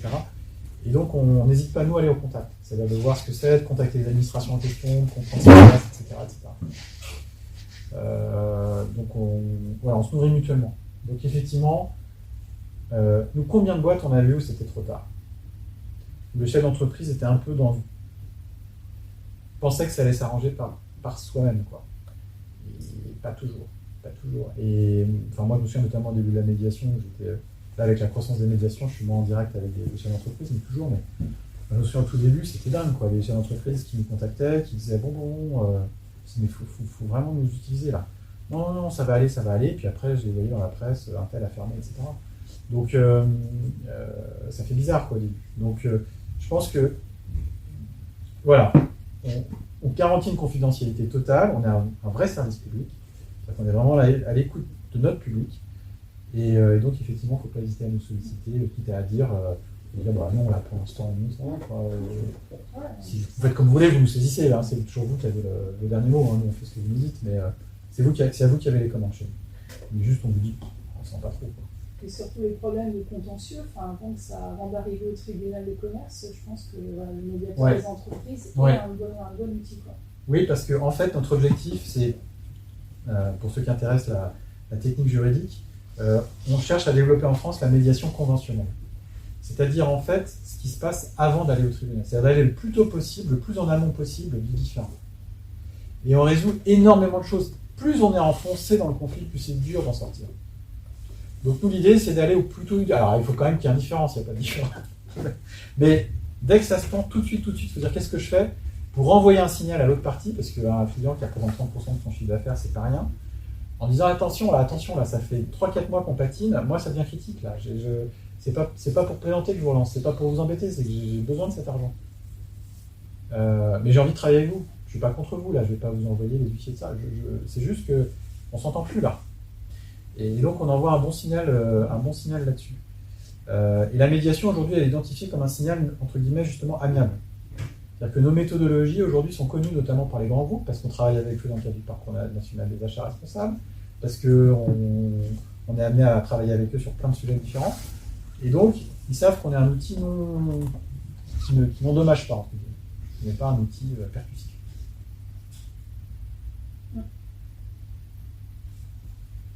Allez-y, hein, les changements. Est-ce que vous pouvez avoir vous, des aspects contraignants vis-à-vis des parties?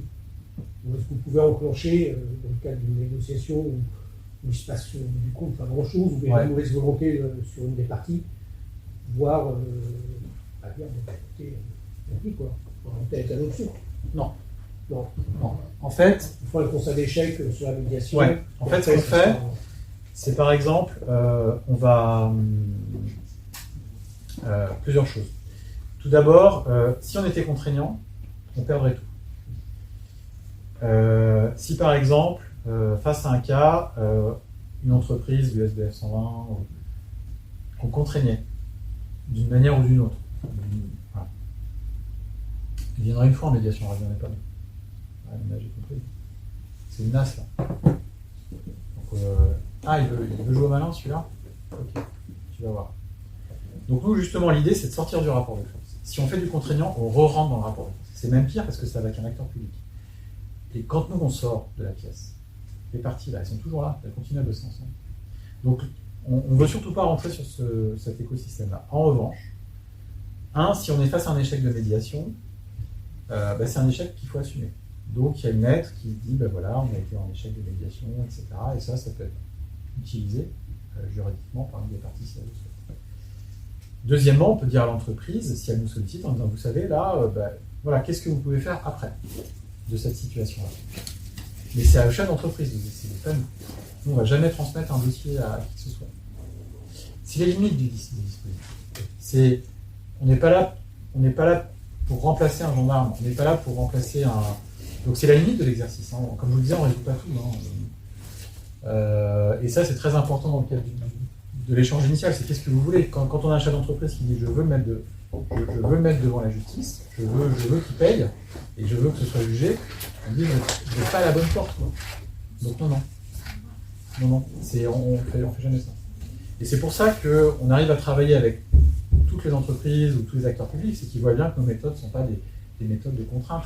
Et au contraire, très souvent, on les aide à sortir eux-mêmes d'une situation dont ils ne savent pas trop sortir. Parce qu'il y a eu une direction régionale qui a eu une décision à un moment donné qui a été malheureuse, etc., mais qui s'est pas remontée au siège. Parce que ceci, parce que cela. Donc en fait, c'est utile aussi aux grandes organisations ce qu'on fait. Parce que ça leur permet de détecter en interne ce qui ne va pas. Quelquefois, elles le sous-estiment. Ou elles ont des remontées qui sont que des remontées de leur équipe. Avec une vision, par définition, partielle. Et on les aide à dire, oui, mais non. Et nous, on n'hésite pas à escalader. Ça, en revanche, on le fait. C'est-à-dire que quand on sent que c'est bloqué à un certain niveau, on dit, qu'est-ce qu'on fait ensemble pour remonter le dossier? Ça, on le fait. Avec l'accord des parties. Donc, c'est très souvent quelque chose, quand une situation est bloquée, une manière de débloquer la situation et d'aller vers du... Mais toujours pareil, en accord avec les parties, sans forcer quoi que ce soit, etc. C'est comme ça qu'on... Mais c'est aussi la limite de l'exercice.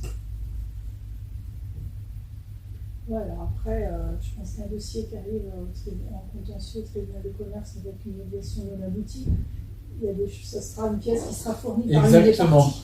C'est pas un bon signal. C'est un peu comme un non-comparant, quoi. Voilà. Alors, ce qui est bien, c'est qu'en France, le droit protège tout ce qui s'est dit en médiation, parce que sinon, c'est trop facile. On se dit des choses en médiation, puis après, pof, on les ressort au tribunal. Ah, mais moi, j'ai entendu que vous n'aviez pas eu la contrat, machin, etc. Donc, non, tout ce qui est dit en médiation reste en médiation. Et ça, d'ailleurs, c'est vraiment encadré par la loi et heureusement.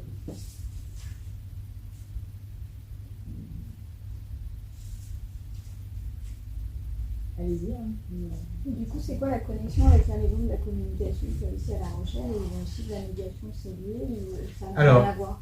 En fait, alors je ne sais pas ce que fait, ça fait de la médiation contractuelle, la maison de la communication. Oui, il y a aussi pas mal de médiateurs. C'est des médiateurs qui parfois peuvent être saisis justement par le tribunal de commerce. Après, je ne sais pas, mais j'ai eu une présentation en fait de leur part aussi par rapport à la médiation qu'on pouvait saisir, mais qu'on pouvait les appeler. Mais après, eux, ils sont payants. Mais eux, c'est payant aussi. Tout à fait. Donc, c'est Alors en fait, il y a énormément de dispositifs de médiation en France, et c'est très bien. Et depuis le début, on est là pour établir un climat de confiance sur le territoire. Donc on est là pour aider à développer l'esprit de médiation. Ce qui fait qu'on travaille beaucoup avec les médiateurs privés. Parce qu'il y a un enjeu de développement de la médiation en général en France. Alors, la médiation, elle est présente au niveau conventionnel et surtout au niveau judiciaire. Nous, on est très peu présent au niveau judiciaire, puisque notre enjeu, c'est un enjeu économique, c'est pas un enjeu juridique. Donc on est présent plutôt en amont, et plutôt pour les plus petites structures économiques, celles qui ne feraient pas appel à la médiation. Comme je vous disais, 80% de nos saisines, c'est des entreprises de moins de 25 salariés. On a beaucoup de, je n'ai plus les chiffres en tête, mais on a beaucoup de saisines d'entreprises unipersonnelles, par exemple, qui n'iraient pas forcément vers des dispositifs. Vous voyez, donc on joue à plein le service public. Ensuite, des entreprises un peu plus importantes, elles ont le choix. Soit elles se disent, je vais absolument faire appel à tel organisme de médiation, parce que j'ai déjà travaillé avec eux, ou avec tel médiateur ou telle médiatrice, ou à tel autre, et elles ont le choix. Et donc, on travaille collectivement pour améliorer la connaissance, et on fait très souvent des présentations communes avec un certain nombre de réseaux de médiateurs privés, pour présenter la médiation ensemble. Et dire voilà, c'est vous, chef d'entreprise, qui avez le choix. Qu'est-ce que vous voulez? Est-ce que vous avez confiance en ce médiateur? Est-ce que vous voulez travailler avec un acteur public ou travailler avec un acteur privé? Vous avez le choix. C'est une école en plus de formation à La Rochelle, de médiation. D'accord. Et voilà, il est pareil sur les formations, il y en a énormément. D'accord. Et en fait, la médiation, elle se développe donc, sur plusieurs angles aujourd'hui. Nous, ce que nous faisons, c'est le seul angle, c'est la relation entre les acteurs, donc ce qu'on appelle inter-entreprise ou inter-acteurs économiques. Mais vous avez beaucoup de médiation à l'intérieur des organisations, et ça se développe beaucoup en ce moment. Nous, on n'est pas du tout sur ce créneau-là, parce que le sens économique est plus diffus en tant qu'acteur public. On est là avec vos impôts, entre guillemets. Donc, à l'intérieur, c'est la médiation, ce qu'on appelle la médiation intra-entreprise, se développe beaucoup, de ce que j'en perçois. Et pour tout ça, il va y avoir la mise en place d'un Conseil national de la médiation, qui est en train d'être mis en place, qui va justement nous permettre de commencer à mesurer le nombre de médiations en France, etc., parce qu'on est encore un peu myope sur ces sujets. On a encore du mal à voir le nombre de médiations, les organismes qui font la médiation, vous voyez, je ne connaissais pas très bien. Et c'est normal d'ailleurs, parce qu'on est très nombreux, on découvre, etc. Et donc, nous, on n'est pas là pour porter la voix à quel titre, d'ailleurs, la voix de la médiation en général.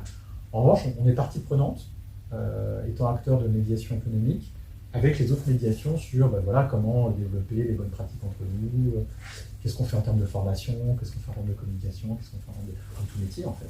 Oui, non, mais c'est intéressant parce que moi je pensais que c'était complètement connecté en fait. Quand j'ai vu l'invitation de ce soir, je me suis dit c'est la même chose Oui et non. que j'avais déjà entendu, mais je pensais que c'était par une autre personne. En fait, il y a énormément de médiateurs individuels, de médiateurs indépendants, d'organismes de médiation, il y en a beaucoup, beaucoup. Et il n'y a pas, à ma connaissance aujourd'hui, de connaissances globales. En tout cas, moi je ne connais pas. Et donc, très souvent, à l'occasion de rencontres comme ça, on rencontre des collègues, et c'est chouette d'ailleurs.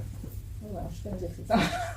mais voilà. Et donc, c'est bien parce que, en fait, je pense que c'est un outil qui est très, très, très adapté à la vie économique, la médiation. Parce que, en fait, on est dans des modes de relationnel qui sont de long terme, en général, avec les grands clients et les grands fournisseurs, évidemment. Et il y a inévitablement des problèmes qui se posent. Et la justice est une des réponses, mais elle n'est pas toujours la bonne réponse par rapport à un enjeu relationnel.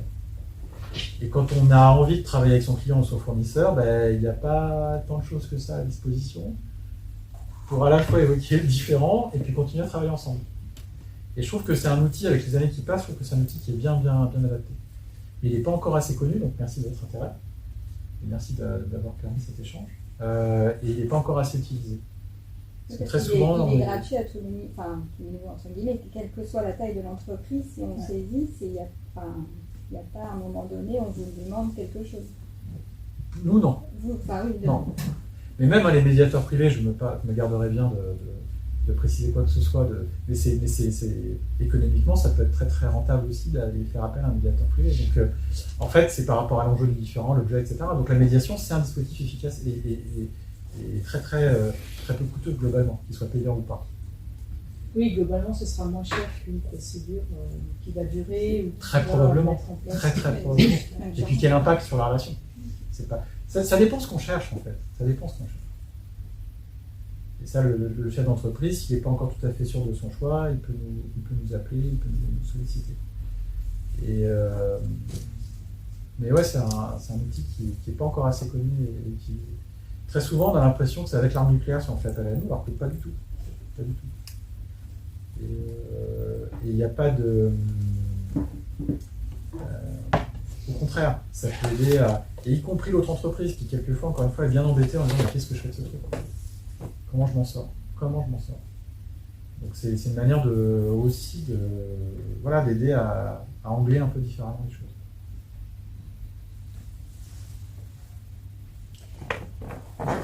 Bonjour et désolé de mon retard. Vous étiez en train de dire que, disons, les principales entreprises qui ont recours à vous, c'est les TPE, PME, Oui. principales, on va dire ça, Ouais. et que au moment où vous aboutissez, par exemple, à un échec de médiation, Oui. vous leur envoyez un courrier disant que la médiation n'a pas abouti, Oui.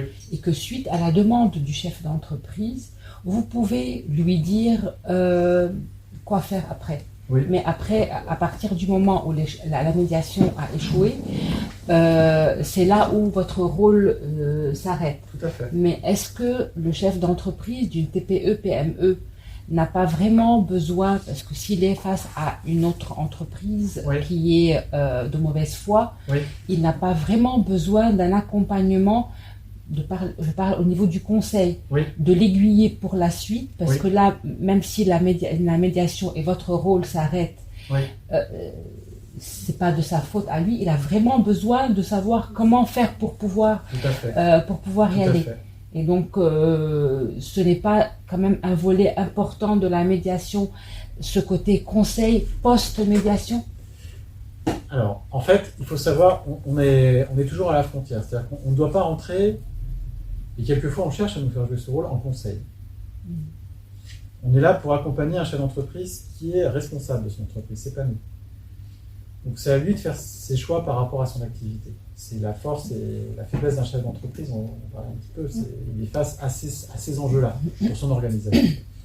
Et donc, on ne doit pas substituer à, que sais-je, l'expert comptable, l'avocat, tous ceux qui sont conseils pour l'entreprise en tant que de besoin. Sinon, ça, à mon sens, ça deviendrait malsain.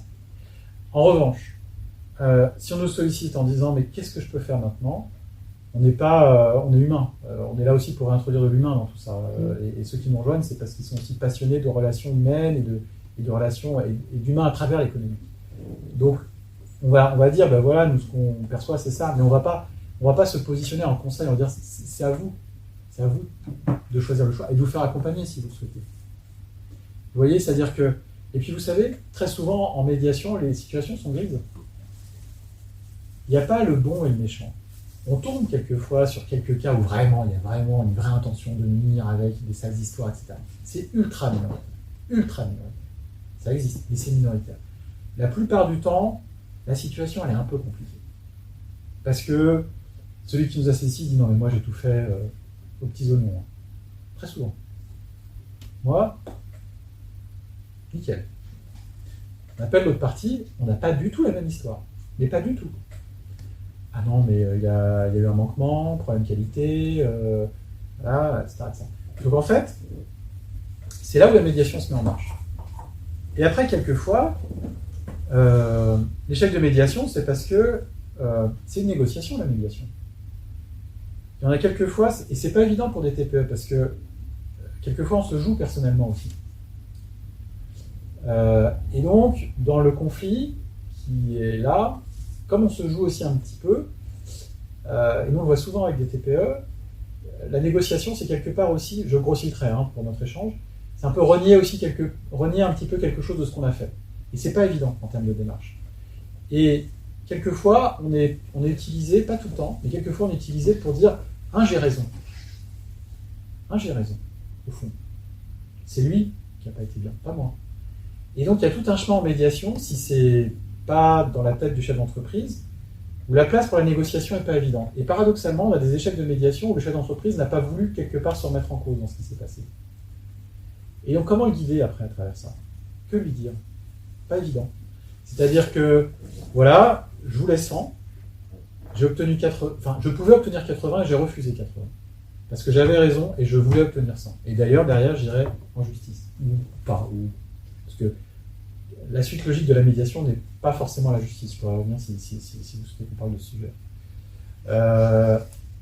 Et puis on a aussi des grandes entreprises qui sont complètement obtuses et qu'il faut travailler au corps pour dire mais attendez, c'est quoi l'histoire quoi, enfin, arrêtez quoi. Donc c'est très complexe tout ce matériau-là. Et donc le conseil derrière, c'est pas forcément un chef d'entreprise qui n'a pas eu à juste titre ce qu'il voulait, c'est quelquefois un chef d'entreprise qui s'entête. Et nous on est qui pour lui dire quoi faire? On ne juge pas. On est là pour l'accompagner, on lui dit écoutez, voilà, il y a une ouverture, elle vous intéresse pas? Ah non, j'en veux pas. c'est votre choix de chef d'entreprise, on respecte, et donc on considère que la médiation est un échec. Vous voyez l'image mentale qu'on peut se faire d'une situation et après la réalité. Donc il faut s'adapter aussi à ça. Et c'est là l'intérêt du travail un peu artisanal qui est le nôtre, c'est nous adapter à ce qu'on a perçu pendant l'enjeu et de savoir quoi dire à la personne qui veut l'entendre ou qui ne veut pas l'entendre. Pardon, je vous fais une réponse un peu nuancée. Non, il n'y a pas de souci. Mais Ça, voilà. c'est la vérité du C'est la chef vérité de ce qu'on d'entreprise et des situations. Des situations. Mhm. Je peux encore poser une question. Avec plaisir. Supposons que vous êtes en train de faire une médiation entre deux entreprises et l'une d'elles, d'un jour à l'autre, est en procédure collective. Est-ce que vous continuez la médiation avec l'administrateur judiciaire ou bien non, ça s'arrête? Alors ça dépend. Ça dépend de la situation. Nous, notre obsession, c'est de ne léser aucune partie. Donc, s'il y a une procédure pour une raison ou une autre qui se met en place, à ce moment-là, il faut que ce soit avec l'accord de l'administrateur ou de la personne référente dans le cadre de toute situation juridique. On ne peut pas continuer une médiation conventionnelle alors qu'on change de statut par rapport aux différents. Donc, on le fait pareil, de manière opérationnelle, avec l'ensemble des acteurs pour dire bon, qu'est-ce qu'on fait? Est-ce qu'on arrête? Est-ce qu'on continue? Si on continue, il faut qu'on change le cadre de la médiation et que chacun ait sa partie afin de poursuivre la médiation. Mais la médiation, c'est un outil tellement puissant, vous pouvez le faire à quasiment tout, sauf si vraiment on est dans des situations juridiques avancées, de difficultés opérationnelles à l'entreprise, où la médiation pourrait léser des tiers. Et donc là, il faut faire attention. Donc, en général, on ne fait pas de médiation, mais tant qu'on n'est pas arrivé à une situation juridique trop avancée, on peut faire médiation.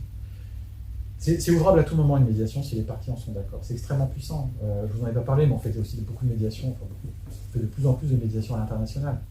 Donc une entreprise qui a... Alors nous, c'est toujours pareil, on a en tête qu'on est un acteur public français, de l'État français. Donc s'il y a un lien avec le tissu économique français, on peut faire une médiation. S'il y a un lien avec le territoire français, on peut faire médiation, si les parties souhaitent. Donc voilà, c'est un outil qui est tellement souple que tant que les parties sont d'accord, on y va, à condition de le faire dans le respect du droit. Donc oui, c'est tout à fait possible.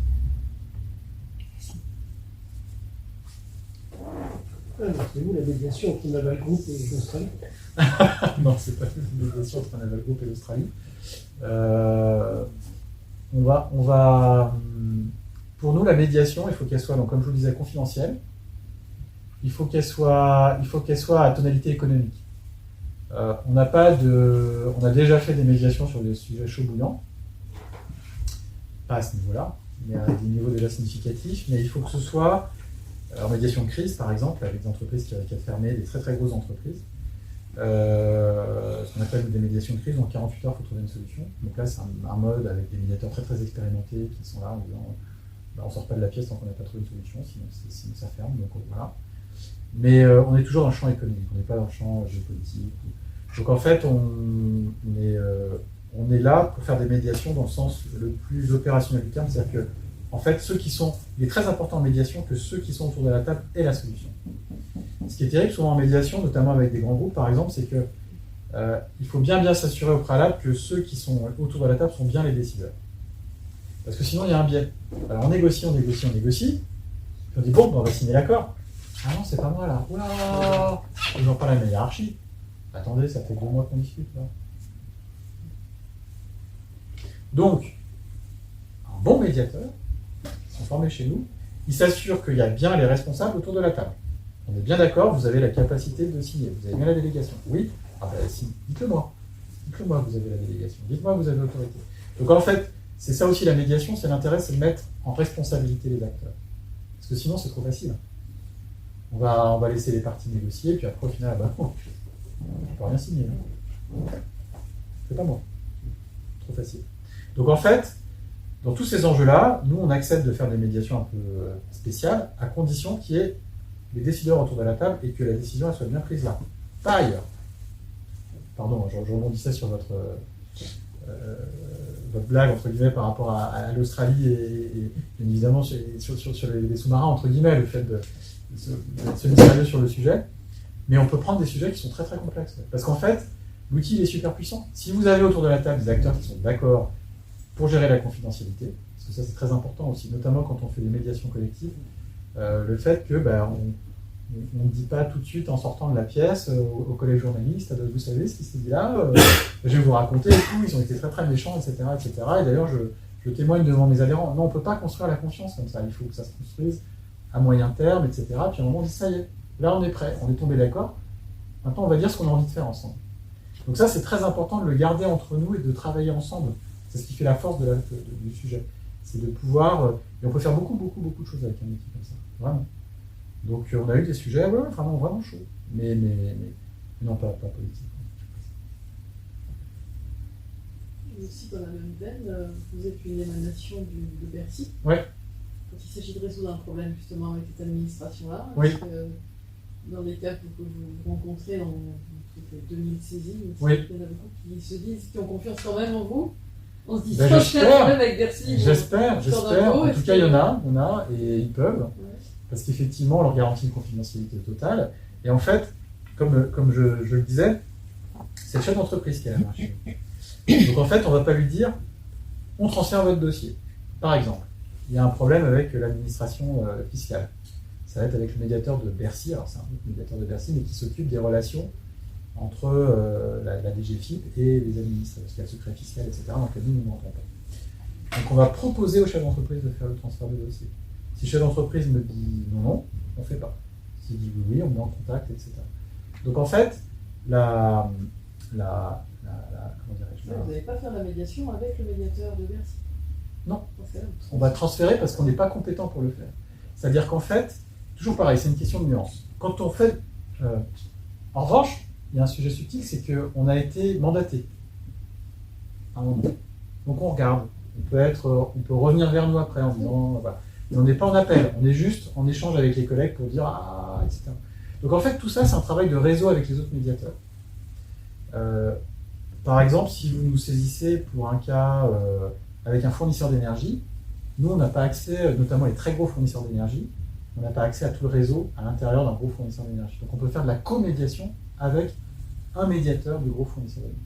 Donc en fait, on est très pragmatique. C'est-à-dire, et on le dit au chef d'entreprise, où est-ce qu'on est compétent, où est-ce qu'on n'est pas compétent, qu'est-ce qu'on peut faire d'optimum ensemble. On peut aussi travailler par exemple avec des médiateurs de grands groupes qui sont très très capés sur le sujet, ou pas, ça dépend. Et ça c'est une co-construction avec le chef d'entreprise. On dit écoutez ça, on sait que ça marche bien, on a déjà travaillé ensemble, n'hésitez pas, on vous propose de faire appel à eux, on peut vous aider à faire la mise en contact, si vous le souhaitez. Et puis quelquefois, on se rend compte que c'est mieux que ce soit nous qui agissions, mais si on a la capacité. On n'a pas accès au secret fiscal, donc à un moment, et c'est bien normal d'ailleurs, on va être bloqué. Donc c'est important de le passer aux sachants et à ceux qui sont habilités par la loi à y avoir accès. En revanche, on va s'assurer que c'est bien un sujet fiscal, etc., avec le chef d'entreprise. Donc c'est là où on va apporter du service, entre guillemets, en fonction de la typologie du cas aussi. Et vous avez 100 médiateurs qui Oui. sont répartis un peu comment, justement là, en Poitou-Charentes, en Nouvelle-Aquitaine, suffisamment. Alors en fait, donc il y a, j'espère, il y a donc, je crois 7 médiateurs sur Nouvelle-Aquitaine. Donc il y a un médiateur qui est sur la Rochelle, là qui est en congé, j'en suis désolé, qui est là depuis pas longtemps et qui commence à faire des médiations sur le territoire. En fait, on essaie, dans la limite de nos moyens qui sont modestes, d'être le plus proche possible des acteurs économiques. Parce qu'il y a un moment en médiation, il faut que la rencontre elle se fasse. Il y a des sujets sur lesquels on peut. Poser la question. Voilà, exactement. C'est important d'avoir. Oui, en fait. La vidéo c'est bien, mais enfin si on vous dit que vous allez être en vidéo avec un gars à Paris. Ouais, et puis la dynamique, c'est pas la même. Ouais. En fait, moi j'étais hyper inquiet au début du Covid, donc ça a été une catastrophe. Alors c'est pas une catastrophe, les médiations en visio, mais les positions sont plus dures, il y a moins. On se sent pas. Ouais, on se sent pas. L'humanité, elle passe moins, quoi.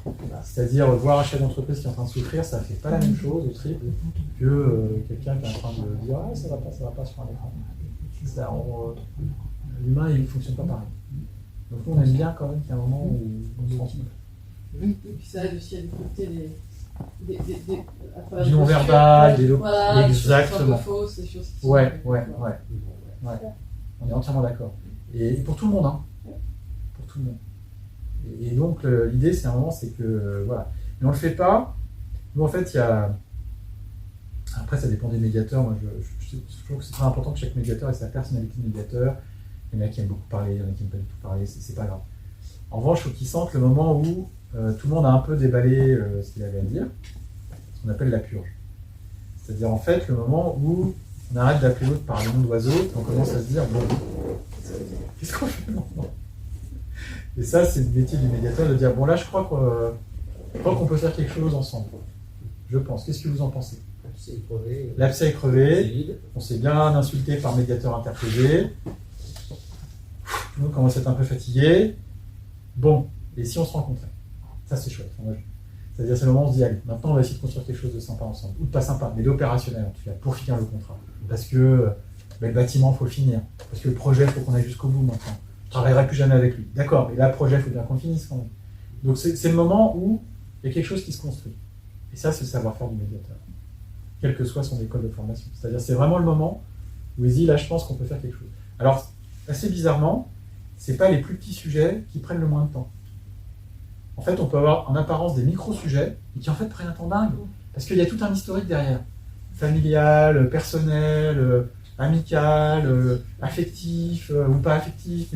Enfin, plein de choses qui font que d'un seul coup, un micro-sujet devient un truc hyper central.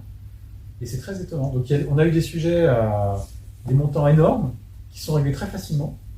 Des sujets avec des tout petits montants, mais qui ont duré un temps infini. C'est très étonnant. Mais tant mieux. Il faut avoir des affaires à tiroir aussi. Ouais. Et la force de la médiation, c'est qu'on peut, si on veut se faire plaisir, on peut voir tous les tiroirs, il n'y a pas de problème. C'est-à-dire qu'en fait, tiroir sur les parties prenantes. On commence à 2 interlocuteurs et on finit à 5 parties prenantes. Parce qu'on se rend compte que plus on tire, plus il y a d'interlocuteurs qui sont liés au problème. Et tant que les uns et les autres sont d'accord pour... on y va, quoi. On étire le truc, hein. On n'est pas au chiffre, hein. Donc on étire. Tiroir aussi sur les sujets. Alors, l'objectif, c'est pas en fait non plus de régler depuis 1992 jusqu'à aujourd'hui. Donc on dit, bon, sur quoi on se focalise quand même? Faut qu'on agite quand même, on va pas... Donc, mais s'ils disent non, c'est important, ok, on y va. On est vraiment accompagnant, hein. C'est vraiment comme ça qu'on est formé, c'est-à-dire, si c'est important pour vous, on vous accompagne, il n'y a pas de souci. Et donc ça peut être des sujets à tiroir. On va commencer par un marché, puis on va déboucher sur un autre marché. Tiroir aussi sur la solution. On peut se dire par exemple, là on n'est pas mûr pour la solution. On a envie de discuter entre nous, on n'a plus besoin du médiateur. Et on vous propose, monsieur, madame le médiateur, de se revoir dans 3 mois. On va essayer de le faire entre nous, sans vous, parce que là on est mûr, c'est bon, on a compris. Et nous, pas de problème. Voilà, on n'est pas, là aussi, on n'est pas au chiffre du taux de réussite. L'important, c'est que ça marche. Donc voilà comment on va activer les différents tiroirs du processus pour que on arrive à quelque chose de satisfaisant pour les acteurs. En fait. Vous avez une limite de temps? Non. En fait, alors,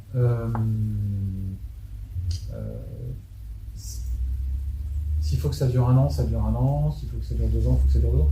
Après, c'est pas très bon signe quand même, parce que pour ça que normalement on a aussi la liberté de se retirer du cas. C'est-à-dire en fait, il y a un moment où on se dit bon, on cherche quand même un peu de bonne foi. S'il y a un moment où on se dit non mais on est que sur la... Parce que on est là pour bâtir quelque chose ensemble en confiance. Pour qu'il y ait confiance, il faut qu'il y ait un peu de vérité dans tout ça. Alors ça après, il y a des écoles justement de médiateurs qui disent non, c'est pas important, autant d'écoles que de penser. Moi je vous donne ma vision des choses, mais qui n'est que la mienne. Je pense qu'à un moment, il faut qu'on soit dans un certain rapport de vérité. Si on n'arrive pas à être dans un rapport de vérité, comment on peut faire du business ensemble? Enfin, je ne sais pas, je pose la question. Et donc, si ça fait 6 mois qu'on est sur un cas, ou 1 an, et qu'à chaque fois c'est une version différente, et qu'à chaque fois on est dit ah mais ça c'est sûr, puis en fait c'est pas sûr, puis en fait on s'est dit des chiffres, et puis c'est encore d'autres chiffres, et puis on a dit on est d'accord pour topper là, puis finalement on n'est plus d'accord, il y a un problème de crédibilité, et à un moment le médiateur il a la liberté, alors on en parle en général ensemble, de dire mais moi je me retire là. C'est du grand n'importe quoi. Regardez, on a commencé avec tel chiffre, avec tels acteurs. Maintenant, on est avec tel chiffre et tels acteurs. On dit, ça, c'est promis, c'est les derniers chiffres de différents. Puis maintenant, on est de nouveau avec d'autres chiffres, avec d'autres cas. On peut pas avancer comme ça, c'est pas possible. Donc, je vous propose de me retirer de la médiation. Parce qu'il y a un moment, nous, on ne peut pas faire notre boulot non plus, c'est pas possible. Voilà. Donc, c'est aussi l'interaction entre le médiateur et les parties qui peut jouer aussi à un moment, dire, on pense qu'on vous est pas utile, là, c'est pas possible. Mais il y a Voilà, il y a des médiateurs qui diraient faut pas faire ça. Mais ça, c'est chacun son. Nous, c'est ce qu'on fait. Oui, mais parce que aussi, justement, c'est l'argent public, comme vous disiez tout à Oui. l'heure, et qu'à un Oui. moment, votre temps, il peut être plus utile Oui. sur des sujets Exactement. des gens qui ont plus envie d'avancer. Exactement, parce que pendant ce temps-là, on ne va pas traiter d'autres cas ou d'autres. Et puis, voilà, on pense qu'il y a de bonnes chances que ça ne bâtisse pas sur quelque chose de concret. Oui, il y en a qui jouent la montre. Pardon? Il y en a qui jouent Exactement. Donc, en fait, nous, on n'est pas là. On est le service public, on n'est pas là pour ça, quoi. Dans ces cas-là, on dit on arrête, quoi. Et ça peut relancer mon territoire. C'est pas. Justement, dans les dossiers, vous arrivez à prendre, avec les 100 médiateurs que vous avez sur le territoire, vous arrivez à prendre tous les dossiers Ouais. enfin, au fil de l'eau, ou du coup il y a des attentes Alors, pendant le Covid, ça a été très compliqué. Parce qu'en fait, on avait jusqu'à x10 en termes de nombre de dossiers. Et là, on a massivement, entre guillemets, fait appel à des nouveaux médiateurs. Donc, on a un moment, c'était un peu compliqué. Mais on a réussi à tenir quand même les délais, etc. On arrive à bien gérer les flux. Alors, comment? C'est que quand, par exemple, si on a beaucoup de saisines sur Poitou-Charentes, par exemple, et qu'il n'y a pas assez de médiateurs, en fait, il y a un système d'interaction avec via la plateforme nationale qui va redispatcher les dossiers pour qu'on ait un même niveau de réactivité. C'est-à-dire que c'est des médiateurs depuis Paris ou ailleurs qui vont prendre des dossiers pour qu'on garde le même niveau de réactivité, qui peuvent venir se déplacer, donc on paye le déplacement dans ces cas-là, depuis Paris ou ailleurs, pour venir faire le dossier localement. Donc en fait, cette plateforme elle est accessible à tous les médiateurs et ça nous permet comme ça, en fait, c'est un système qui est à la main du territoire.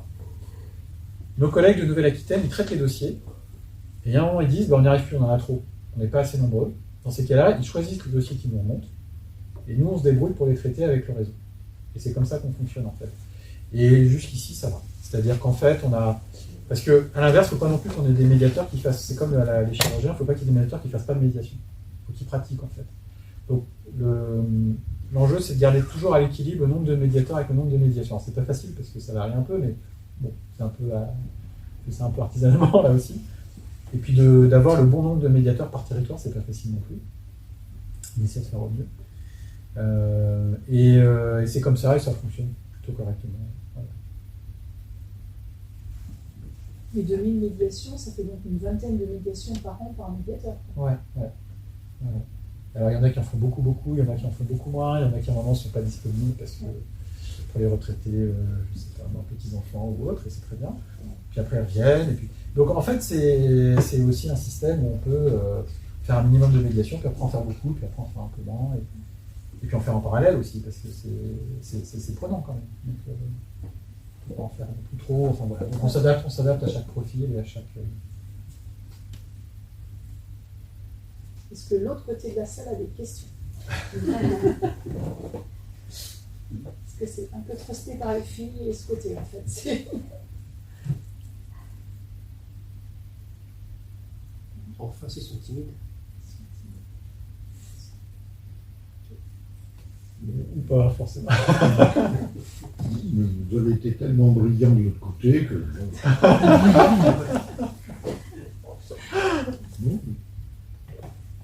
Je vous propose peut-être qu'on passe un petit moment de convivialité, un petit apéro, on va continuer à discuter. Avec plaisir. On va le faire à côté dans la partie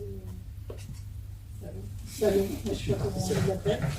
Et puis, ça permettra de continuer. Avec plaisir.